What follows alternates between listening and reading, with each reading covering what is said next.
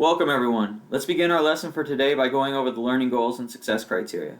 First, what are we learning? We're learning how to comprehend and utilize the inequality symbols, how to graph an inequality on a number line, how to graph a compound inequality on a number line, how to solve multi-step inequalities for a given variable, how to find the slope and y-intercept of a function from an equation, how to graph linear functions using slope and y-intercept, how to graph linear inequalities using slope and y-intercept, and how to use the correct line and shading for graphs of inequalities.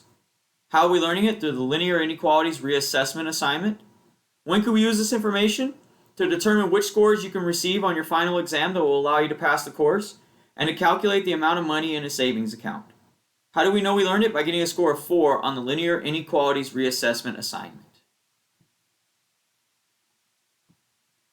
Now let's take a look at our agenda for today. We will begin by going over the learning goals and success criteria.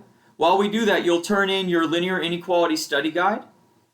After that, I'll give you time to complete the linear inequalities reassessment assignment on Illuminate.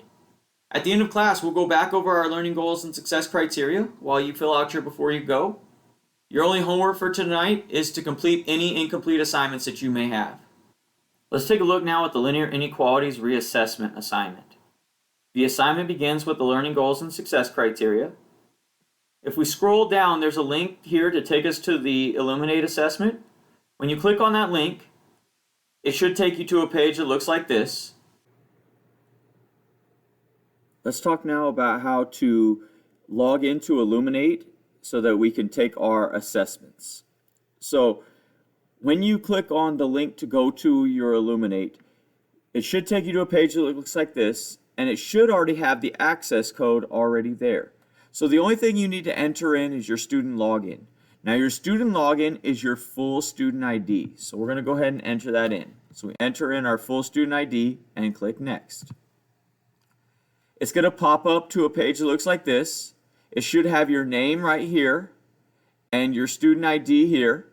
It should tell you what test you're taking right here. If everything looks right, you're going to go ahead and click Confirm. From there, it should take you to a page that looks like this. You should have the title here. It should have your name up here in the top right corner. It tells you when the test closes and how many questions are on the test. You'll go ahead and click Begin Test. That will allow you to begin your test and complete the questions. Once you're done, make sure you go back to Google Classroom and submit your work.